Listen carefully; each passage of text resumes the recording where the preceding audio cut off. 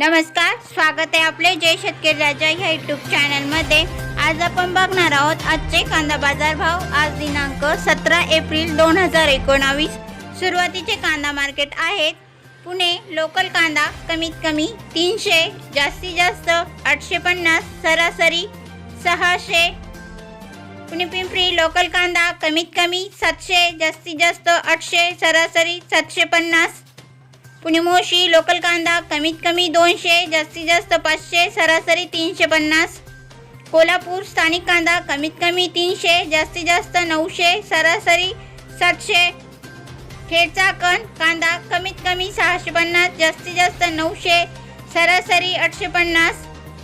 Pune Khadki local कांदा कमीत कमी 300, जास्तीत जास्त 600, सरासरी 450।